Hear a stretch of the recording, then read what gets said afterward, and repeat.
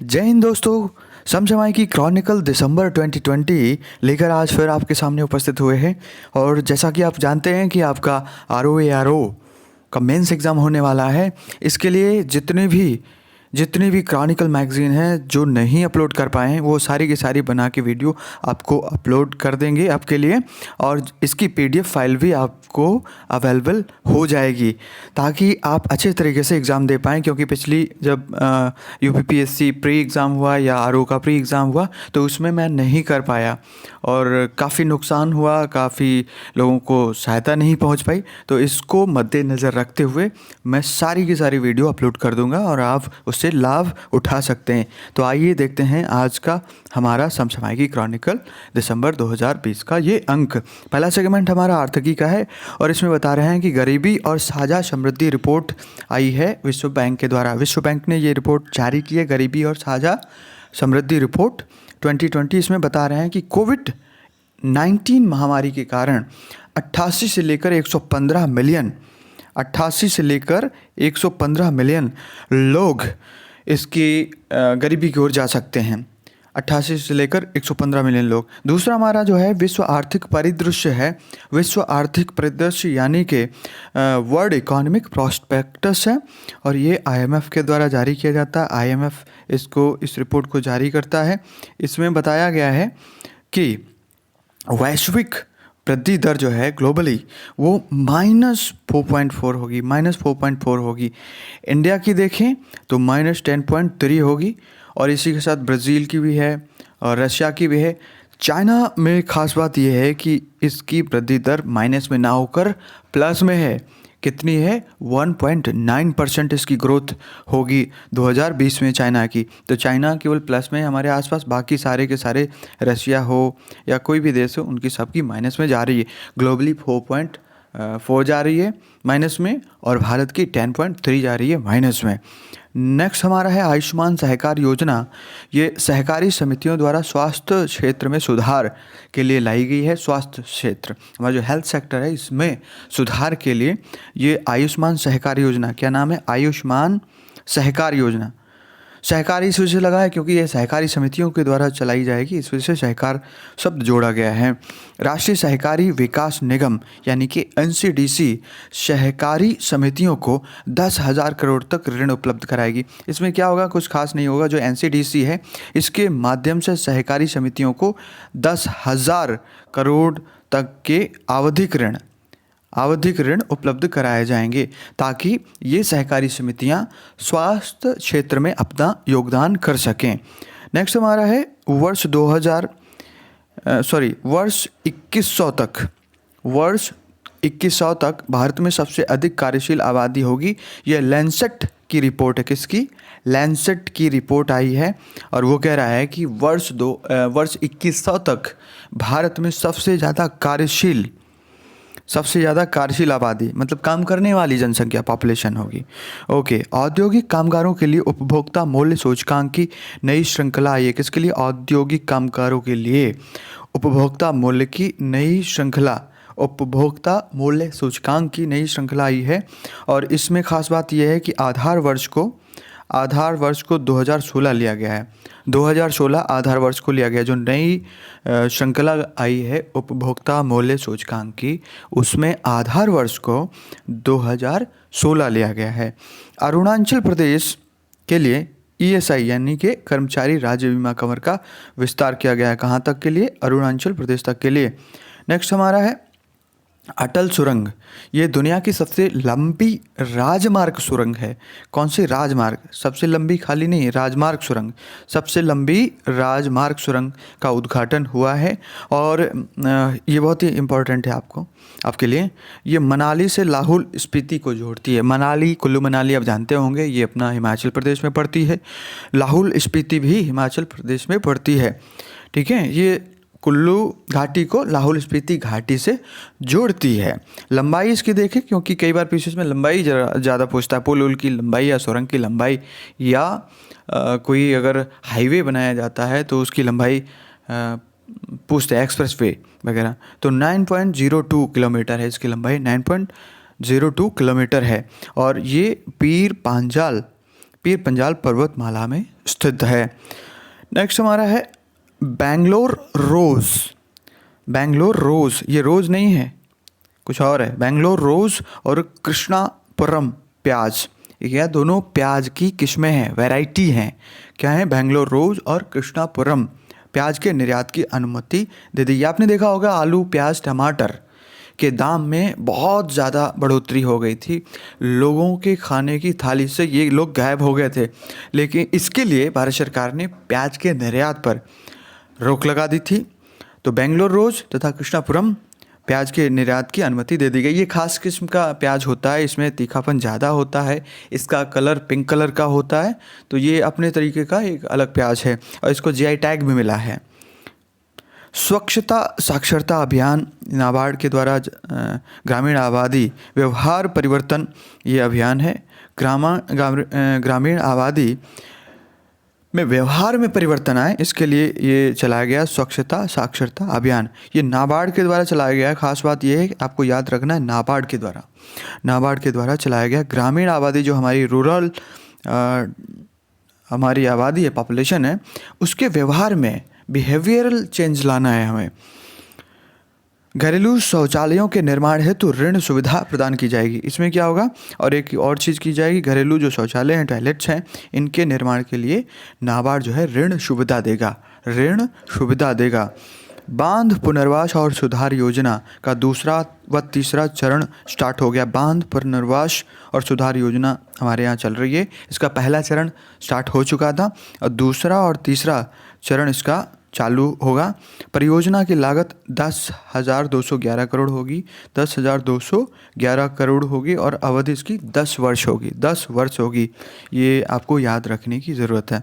Jute सामग्री packing अनिवार्यता संबंधी नियम जारी किए गए। जूट अनिवार्यता संबंधित नियम, ये कहा गया है कि खाद्यान्नों की जो पैकिंग होगी, जो गेहूँ, धान वगैरह जो भी खाद्यान्न होते हैं, दालें वगैरह हैं, उनकी 100% पैकिंग जूट के बोरों में होगी। टाट के बोरे या जूट के बोरे जो कहे जाते हैं, और 20% चीनी अनिवार्य रूप से जूट के बोरों में पैक की जाएगी। तो आपको याद रखना है कि जितने भी खाद्यान्न होते हैं वो 100% पूरी की पूरी उसमें प्लास्टिक या किसी और बैग में पैक नहीं किए जा सकते।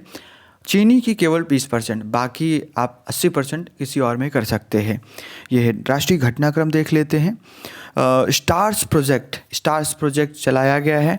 ये स्कूली शिक्षा जो है उसमें सुधार के लिए चलाया गया है। ये वर्ल्ड बैंक की सहायता से चलाया जा रहा है। वर्ल्ड बैंक ने इसके लिए $500 मिलियन दिए हुए हैं। $500 मिलियन की सहायता राशि दी हुई है। $500 मिलियन की सहायता राशि दी गई है वर्ल्ड बैंक के द्वारा। राष्ट्रीय आकलन केंद्र की स्थापना की जाएगी और इसका नाम परख रखा जाएगा। इवैल्यूएशन सेंटर जो बनाया जाएगा उसका नाम परख रखा जाएगा। इसमें 6 राज्य शामिल होंगे, सारे देश में लागू नहीं है, ये 6 देशों में लागू है। इसमें है हिमाचल प्रदेश, राजस्थान, महाराष्ट्र, मध्य प्रदेश, केरला और ओडिशा। ये 6 राज्य शामिल हैं इस स्टार्स प्रोजेक्ट में 6 राज्य शामिल हैं। ये जो स्कूल हैं उनके इन्हांसमेंट के लिए, ये शिक्षा में सुधार आए, आउटकम अच्छे आएँ, इसके लिए ये स्टार्स प्रोजेक्ट चलाया गया है। इंडिया हैप्पीनेस रिपोर्ट 2020 आई है। ये इंडिया हैप्पीनेस है, ये वर्ल्ड हैप्पीनेस रिपोर्ट नहीं है। इंडिया हैप्पीनेस रिपोर्ट जो है प्रबंधन विकास संस्थान गुरुग्राम के द्वारा जारी किया गया है। प्रबंधन विकास संस्थान गुरुग्राम के द्वारा जारी किया गया है। इसमें समग्र रैंकिंग में शीर्ष स्थान देखें, फर्स्ट, सेकंड एंड थर्ड अगर देखें तो पहला स्थान जो सबसे खुशहाल है, हैप्पी है, वो मिज़ोरम है। पंजाब दूसरे में नंबर पे आता है और तीसरे में अंडमान निकोबार आता है। तो first, second and third rank है मिज़ोरम, पंजाब और अंडमान में इंडिया हैप्पीनेस रैंक में। सबसे निचले पायदान पर छत्तीसगढ़ है। छत्तीसगढ़ सबसे दुखी है। उत्तराखंड सेकंड नंबर का सबसे दुखी है। तो ये छत्तीसगढ़ और उत्तराखंड सबसे निचले पायदान पर आते हैं। थैलेसीमिया बाल रोग अभियान, थैलेसीमिया बाल सेवा योजना का दूसरा चरण स्टार्ट हुआ है और इसमें शोषित समाज के बच्चों के लिए ये योजना लाई गई है, शोषित समाज के बच्चों के लिए। इसमें क्या है कि ऐसे रोगियों को एक बार इलाज का अवसर प्रदान करना जिनके घर में ही दानकर्ता डोनर हैं। देखो, थैलेसीमिया एक आनुवांशिक रोग होता है। थैलेसीमिया ये खून संबंधी रोग होता है। तो अगर दानकर्ता डोनर उनके घर में ही मौजूद है तो इलाज की सारी सुविधा प्रदान करने के लिए ये कार्यक्रम चलाया गया है। और कोल इंडिया का CSR जो है, CSR 2% अनिवार्य होता है जितने भी कंपनी हैं उनके लिए। तो कोल इंडिया का जो CSR फंड होगा वित्तीय योजना को, जो 2017 से प्रारंभ है, तो ये इसमें पैसे लगाएगी। CSR योजना से इसका वित्तीयन किया जाएगा। जो कोल इंडिया का CSR का पैसा है उससे इसका वित्तीयन होगा। नेक्स्ट हमारा है महिलाओं से संबंधित आपराधिक मामलों पर दिशा निर्देश आए हैं गृह मंत्रालय के द्वारा। आप जानते हैं कि दिन ब दिन महिलाओं के खिलाफ अत्याचार कम नहीं हो रहे हैं, लगातार बढ़ते ही जा रहे हैं। और जबकि इतना ज़्यादा अवेयरनेस फैलाई जा रही है, इतना ज़्यादा शासन प्रशासन चुस्त दुरुस्त हो रहा है, नए नए कानून आ रहे हैं, बावजूद इसके महिलाओं के खिलाफ अत्याचार कम नहीं हो रहे हैं।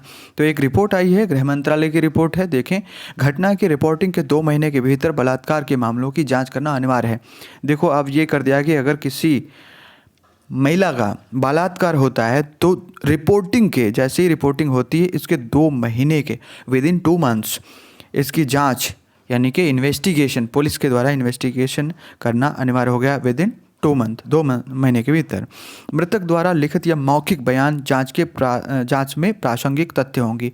अगर मृतक ने, अगर मर गई है महिला, तो कुछ लिखित रूप में छोड़ दिया है उसने, या कुछ मौखिक रूप से बयान दर्ज कराए हैं, वीडियो वगैरह जारी किया है, तो ये रेलेवेंट एविडेंस होंगे जांच में, रेलेवेंट एविडेंस होंगे जांच में। ठीक है। महिलाओं के खिलाफ अपराध में अनिवार्य आवश्यकताओं का पालन करना होगा। अगर महिलाओं के खिलाफ जांच हो रही है तो जो भी नॉर्म्स होते, जो भी नियम कानून बनाए गए हैं कि भाई महिला कांस्टेबल होने चाहिए, कि अगर इंक्वायरी करनी है तो उसके घर पर जाकर करो, उसको थाने नहीं बुलाना है ना। तो ये तमाम सारे चीज़ें की जाती है महिलाओं की जाँच के मामले में। तो ये सारे नियमों का पालन अनुपालन किया जाएगा। 0 प्राथमिकी तथा यौन अपराधियों पर राष्ट्रीय डेटाबेस का प्रावधान है। 0 प्राथमिक का मतलब होता है कि अगर जहां घटना हुई है उस थाने में अगर रिपोर्ट नहीं दर्ज कराई जा सकती है तो जो नज़दीकी थाना है वहां जाके 0 FIR दर्ज कराई जाती है। उसके बाद वो FIR जाके जो संबंधित थाना होता है वहां जाके वो ट्रांसफ़र कर दी जाती है। तो इसी को 0 FIR कहते हैं। और अपराधी, अगर यौन अपराधी हैं अगर कोई, तो इनका एक डेटा बनाया जाएगा, राष्ट्रीय डेटाबेस बनाया जाएगा, ताकि अगर ये रिपीट करते हैं अपने अपराध को तो जो हमारा राष्ट्रीय डेटाबेस है वहाँ से इनकी पूरी कुंडली, खाका जितना भी इनका है वो निकाला जा सके। PMGSY जो प्रधानमंत्री ग्राम सड़क योजना है के कार्यान्वयन में मंडी ज़िला, जो हमारा हिमाचल प्रदेश का मंडी ज़िला है, वो शीर्ष है। यानी कि प्रधानमंत्री ग्राम सड़क योजना के अंतर्गत मंडी जिले में सबसे ज़्यादा सड़कें बनाई गई हैं। भारत में अपराध 2019 रिपोर्ट आई है, NCRB की रिपोर्ट है। NCRB की ये कहा गया है कि 2018 की तुलना में 2019 में 7.3% की वृद्धि हुई है। कितनी वृद्धि? अपराधों में 7.3 की वृद्धि हुई है। महिला एवं अनुसूचित जातियों के खिलाफ अपराध में यूपी किसके, महिलाओं के खिलाफ या SC के खिलाफ सबसे ज़्यादा अपराध, कहीं महिला और SC के खिलाफ सबसे ज़्यादा अपराध हुए हैं उत्तर प्रदेश में। तीसरा पॉइंट हमारा है महिला एवं अनुसूचित जातियों के खिलाफ बलात्कार। देखें, अपराध सबसे ज़्यादा यूपी में हुए हैं महिलाओं और SC के खिलाफ। अगर बलात्कार की बात करें, महिला और SC के खिलाफ बलात्कार की घटनाएं, तो इसमें राजस्थान नंबर 1 पर है। अनुसूचित जातियों के खिलाफ अपराध व बलात्कार, अनुसूचित जनजाति ST के खिलाफ चाहे वो अपराध हो या बलात्कार हो, ये दोनों मध्य प्रदेश में सबसे ज़्यादा हुए हैं। अब इसकी वजह ये हो सकती है क्योंकि मध्य प्रदेश में सबसे ज़्यादा ST रहते हैं, तो जहाँ सबसे ज़्यादा ST रहेंगे तो उनके खिलाफ अपराध भी वहीं सबसे ज़्यादा होंगे। तो चाहे अपराध हो या ST के खिलाफ बलात्कार हो, सबसे ज़्यादा मध्य प्रदेश में हुए हैं। बाकी आपको बता चुके हैं। कामधेनु दीपावली अभियान चलाया गया है और इसका मकसद ये है कि दीपावली पर गाय के गोबर पंचगव्य उत्पादों को बढ़ावा देना। तो कामधेनु दीपावली अभियान है। तो गाय के गोबर के बहुत सारे प्रोडक्ट बनते हैं, तो उनके प्रोडक्ट को बढ़ावा देने के लिए ये कामधेनु दीपावली अभियान चलाया गया है। आदिवासियों के लिए तकनीकी पहल चलाई गई है, टेक फॉर ट्राइब्स। ये एक पहल है, इनिशिएटिव है, इसका नाम है टेक फॉर ट्राइबल। ये आदिवासियों के लिए तकनीकी पहल है, ये टेक्निकल नॉलेज देने की बात की जा रही है, तो ये दी जाएगी आदिवासियों को। भारतीय कपास के पहले ब्रांड और लोगों का लोकार्पण किया गया है। भारतीय कपास, इंडियन जो कॉटन है, इसका ब्रांड जारी किया गया, ब्रांडिंग की गई है और इसका लोगो भी जारी किया गया है, और इसका ब्रांड का नाम होगा कस्तूरी ब्रांड। भारतीय कपास को किस नाम से जाना जाएगा? कस्तूरी ब्रांड। और ये भारतीयता का प्रतीक होगा, हमारा भारतीयता का प्रतीक होगा। बौद्धिक संपदा साक्षरता और जागरूकता अभियान, यह कपिला चलाया गया है। इसका नाम क्या है? Kalam programme. Kalam programme for intellectual property literacy and awareness, shortcut में इसको बोलेंगे कपिला। तो ये बौद्धिक संपदा जो इंटेलेक्चुअल प्रॉपर्टी है, इसके लिए लिटरेसी और अवेयरनेस प्रोग्राम है, ये चलाया गया है, कपिला प्रोग्राम। पुरुष कर्मचारियों को भी जो सीसीएल होता है, चाइल्ड केयर लीव, ये ले सकेंगे। कौन कौन से एलिजिबल होंगे इसके लिए? ऐसे सिंगल पुरुष अभिभावक जो विधुर हैं, यानी कि उन्होंने शादी किया, उनकी वाइफ ख़त्म हो गई, उनको मिलेगी, या जिन्होंने शादी किया उनका तलाक हो गया, उनको मिलेगी, या जो अविवाहित हैं, उनका कोई बच्चा गोद लिया है या जो भी, तो उनको मिलेगा। 3 को मिलेगा, विधुर, तलाकशुदा और अविवाहित, ये तीनों पुरुष कर्मचारियों को सीसीएल लीव मिलेगी। अंतर्राष्ट्रीय घटनाक्रम देख लेते हैं। भारत अमेरिका 2+2 वार्ता, थर्ड वार्ता हुई है 2+2, ये हैदराबाद हाउस नई दिल्ली में हुई थी। भारत की तरफ से राजनाथ सिंह थे हमारे रक्षा मंत्री, और एस जयशंकर हमारे गृह मंत्री थे। अमेरिका की तरफ से मार्क एस्पर वहाँ के रक्षा मंत्री थे, और माइक पोम्पियो वहाँ के गृह मंत्री थे।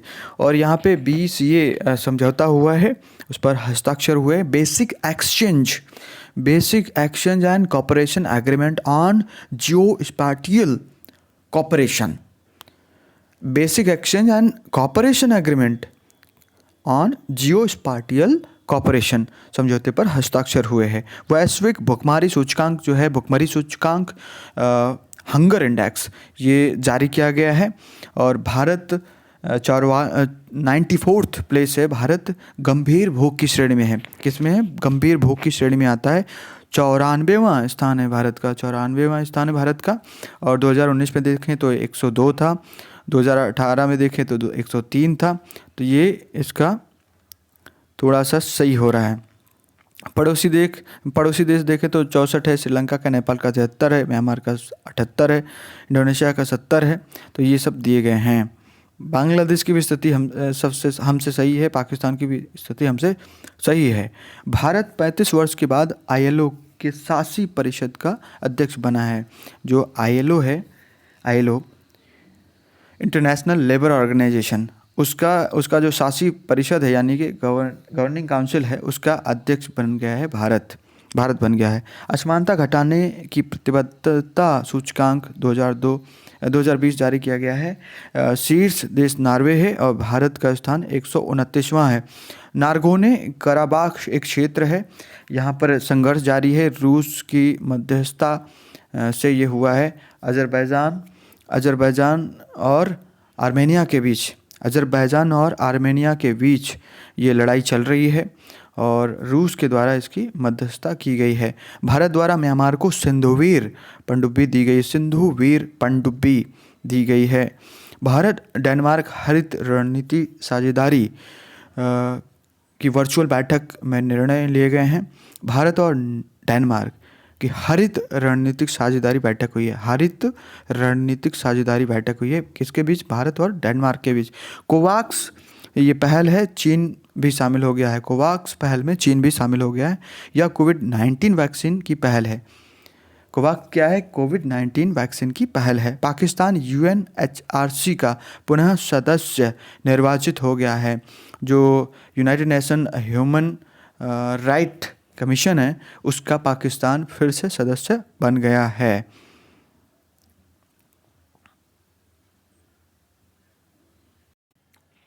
विज्ञान प्रौद्योगिकी देख लेते हैं। सौर मिसाइल का लॉन्च की गई है। SLBM K-15 सागरिका का भूमि संस्करण है सौर मिसाइल।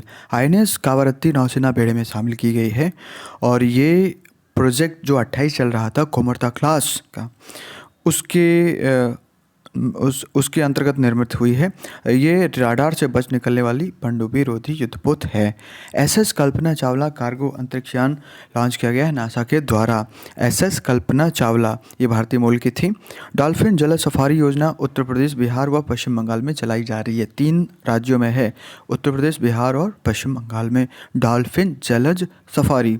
रुद्रमा 1 ये एंटी रेडिएशन मिसाइल है, एंटी रेडिएशन मिसाइल है। इसका परीक्षण किया गया है और ये दुश्मन के रडार, संचार साइटों और अन्य रेडियो आवृत्ति उत्सर्जन लक्ष्य आदि का पता लगाने व नष्ट करने में सक्षम है। यानी कि उसको जो भी रेडियो फ्रिक्वेंसी होगी उसको डिटेक्ट भी कर लेगी और उसको डिस्ट्रॉय भी कर देगी। तो ऐसी ये है रुद्रमा 1। स्मार्ट मिसाइल ये क्या है? ये supersonic missile assisted release of torpedo, इसका नाम है पूरा। स्मार्ट मिसाइल का सफल प्रक्षेपण DRDO के द्वारा किया गया है।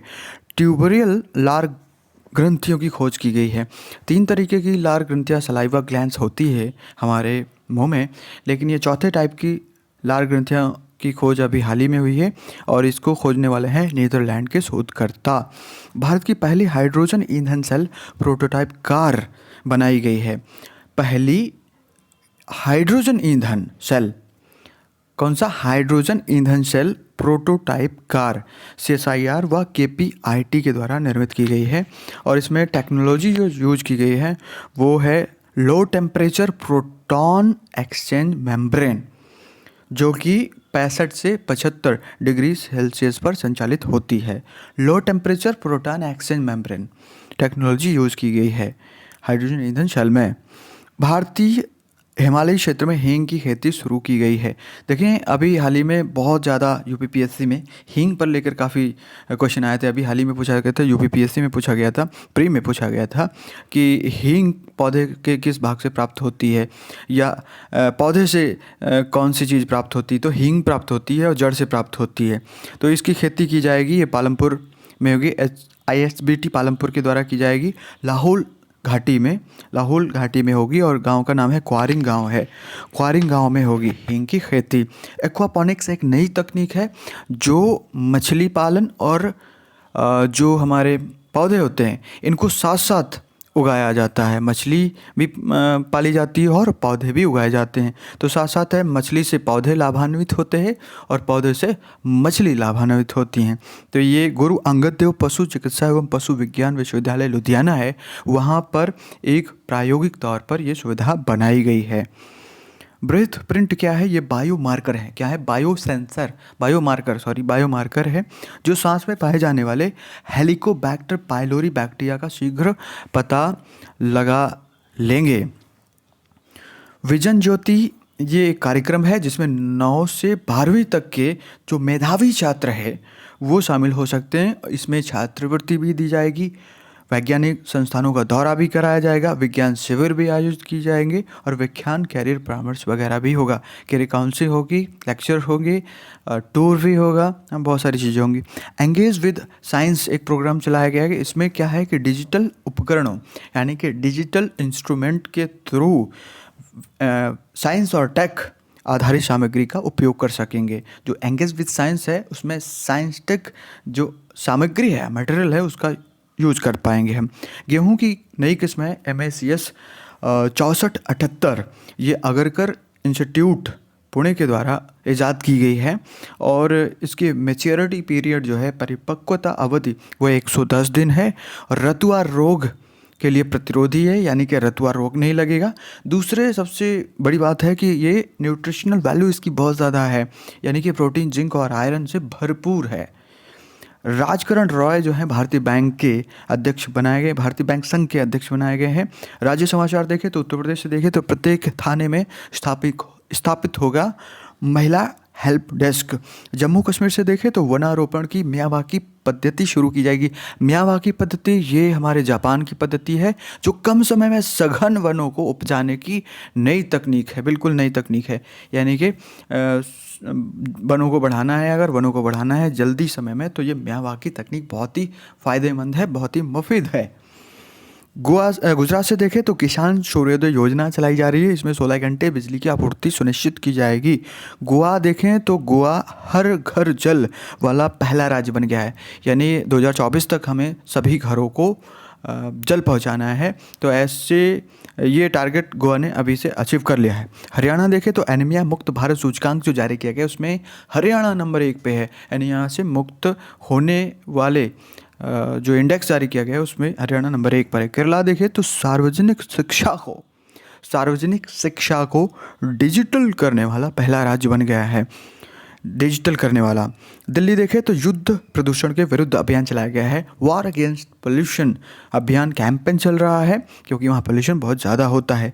खेल देखें तो चर्चित व्यक्तित्व तो सबसे पहले देखते हैं तो निहाल सरीन है। क्यों चर्चा में रहे? क्योंकि इन्होंने chess.com की जूनियर स्पीड ऑनलाइन चैंपियनशिप 2020 जीत ली है।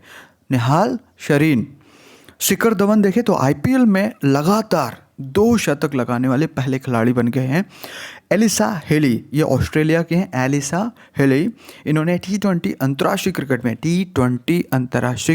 में 95 विकेट लेकर रिकॉर्ड बनाया है। 95 विकेट लेकर सर्वाधिक विकेट लेने का रिकॉर्ड बनाया है। टेनिस से देखें तो फ्रेंच ओपन टेनिस 2020 ये 4 ग्रैंड स्लैम होते हैं उसमें से एक है। तो इसका जो सिंगल पुरुष का है वो राफेल नडाल को मिला है, और महिला सिंगल का जो है, वुमेन सिंगल का जो है इमा स्विएटेक, ये पोलैंड की है, इनको मिला है। ये बहुत ही महत्वपूर्ण है क्योंकि ये पूछा जा सकता है। महिला का, पुरुष महिला दोनों आपके लिए ज़रूरी है, लेकिन महिला का ज़्यादा ज़रूरी है। नेक्स्ट हमारा बैडमिंटन से है डेनमार्क ओपन 2020, ये नोजोमी ओकुहारा ने जीता है। नोजोमी ओकुहारा जापान की हैं। फुटबॉल से देखें तो फुटबॉलर ऑफ द ईयर का खिताब पुरुष का गुरप्रीत सिंह संधू को मिला है और महिला का संजू को मिला है। सार संक्षेप देखें तो शिवांगी सिंह हमारे मुजफ्फरपुर बिहार की है। इन्होंने राफेल विमान उड़ाने वाली पहली महिला बन गई हैं। राफेल विमान उड़ाया इन्होंने। चैतन्या वेंकटेश्वरन ये ब्रिटेन के उच्चायुक्त का पद एक दिन के लिए इन्होंने संभाला। एक दिन के लिए पद इन्होंने संभाला। चर्चित स्थान देखें तो न्यू कैलेडोनिया क्यों चर्चित रहा? फ्रांस से अपनी स्वतंत्रता अस्वीकार कर दी। इसने कहा कि हमें फ्रांस से जो स्वतंत्रता मिली है हम उसके खिलाफ हैं, हम फ्रांस के साथ रहना चाहते हैं। निधन देखें तो भानु अथैया, ये हमारे इंडिया के प्रथम थी जो जिनको ऑस्कर अवार्ड मिला था, गांधी फिल्म के लिए मिला था, कॉस्ट्यूम डिज़ाइन किया था इन्होंने। अक्कितम अच्युतम नामोदरी, इनको पिछले साल ज्ञानपीठ अवार्ड मिला था, मलयालम कवि थे। रामविलास पासवान हमारे उपभोक्ता मामलों खाद्य रसद विभाग के ये मंत्री थे, कैबिनेट मिनिस्टर थे केंद्र सरकार के। पुरस्कार सम्मान देखें तो नोबेल प्राइज़ सबसे महत्वपूर्ण है। अर्थशास्त्र का जो नोबेल प्राइज़ है वो नीलामी सिद्धांत के लिए दिया गया है, पाल आर मिलोग्राम को और रॉबर्ट वी विल्सन को दिया गया है। चिकित्सा का देखें तो हेपेटाइटिस सी वायरस खोज के लिए दिया गया है। हार्वे जे ऑल्टर यूएसए के हैं, माइकल हॉटन यूके हैं और चार्ल्स एम राइस ये भी यूएसए के हैं। तो 2 यूएसए के हैं, हार्वे और चार्ल्स, और माइकल साहब जो हैं ये यूके के हैं। शांति का नोबेल पुरस्कार भूकंप से निपटने के प्रयासों और संघर्षशील क्षेत्रों में शांति के लिए विश्व खाद्य कार्यक्रम यानी कि WFP को दिया गया है। WFP को दिया गया है। ये साहित्य का नोबेल प्राइज़ जो है वो बेमिसाल काव्यात्मक आवाज़ के लिए है। लुइस ग्लूक जो कि यूएसए के हैं, इनको दिया गया है। इनके जो रचनाएं हैं वो फर्स्ट बोर्न है, द वाइल्ड आइरिस है, फेथफुल है, वर्चुअस नाइट है। रसायन के लिए जो पुरस्कार दिया गया है नोबेल का वो जीनोम एडिटिंग विधि CRISPR-Cas9 जेनेटिक सीजर के लिए दिया गया है। और इसके जो प्राप्तकर्ता है उनके नाम मैं भूल गया है, कमेंट में बता दूंगा आपको। भौतिकी का जो नोबेल प्राइज़ है ब्लैक होल पर रिसर्च के दिया गया है और इसको पाने वाले हैं रोजर पेनरोज यूके के, रेनहार्ड गेंजिल जर्मनी के, और एंड्रिया गेज ये यूएसए के। तो एक यूके के हैं, दूसरे जर्मनी के हैं, तीसरे यूएसए के हैं। स्वच्छ पुरस्कार 2020 ये स्वच्छ सुंदर सामुदायिक शौचालय अभियान के लिए गुजरात राज्य के लिए, और तिरुनेलवेली ज़िले के लिए दिया गया। सामुदायिक शिक्षा अभियान के लिए उत्तर प्रदेश राज्य के लिए, और प्रयागराज जिले के लिए दिया गया है। शस्त्र रामानुज पुरस्कार 2020 ये साई एब्रा इज़राइल के हैं, इनको दिया गया है। राइट लिवलीहुड अवार्ड 2020 ये 4 व्यक्तियों को दिया गया है। नसरीन सोतेडेह ईरान के हैं। ब्रायन स्टीवेंसन यूएसए के हैं। लोट्टी कनिंघम रेन निकारागुआ के हैं।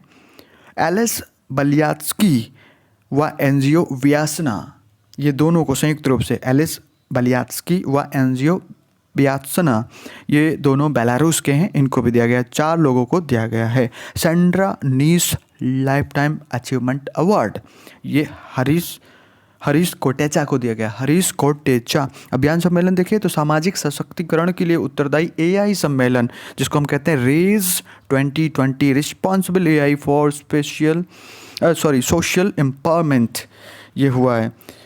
स्लिनक्स श्रीलंका इंडिया नेवल एक्सरसाइज ये त्रिकोमाली श्रीलंका में हुआ है। मालाबार नौसैनिक अभ्यास 2020 ये सभी क्वाड देश कौन कौन से हैं? भारत है, अमेरिका है, ऑस्ट्रेलिया है और जापान है, ये सभी चारों देश शामिल थे क्वाड देश। जिमैक्स 20 ये भारत जापान का संयुक्त नौसैनिक अभ्यास है, उत्तरी अरब सागर में आयोजित किया गया। बोंगो सागर भारत बांग्लादेश द्विपक्षीय नौसैनिक अभ्यास है, बंगाल की खाड़ी में हुआ। विविध देखें तो देश का पहला मल्टी मॉडल लॉजिस्टिक पार्क यानी जो कि स्थापित किया गया है जोगी घोपा असम में। जोगी घोपा कहाँ है? असम है। मल्टी मॉडल लॉजिस्टिक पार्क है, multi modal logistic park. Tribes India E marketplace ये ट्राइब्स के लिए है। ट्राइब्स की जो लघु वनोपज होती है उसके बिक्री के लिए मार्केट प्लेस है, एक बाजार है, ई मार्केट है ये, और का शुभारंभ 2 अक्टूबर 2020 को किया गया है। सबसे खतरनाक हस्तियों की सूची 2020 जारी की गई, मैकेफी इंडिया के द्वारा जारी की गई। इसमें बताया गया है कि अगर इन हस्तियों को आप सर्च करते हैं ऑनलाइन तो आप वायरस के शिकार हो सकते हैं।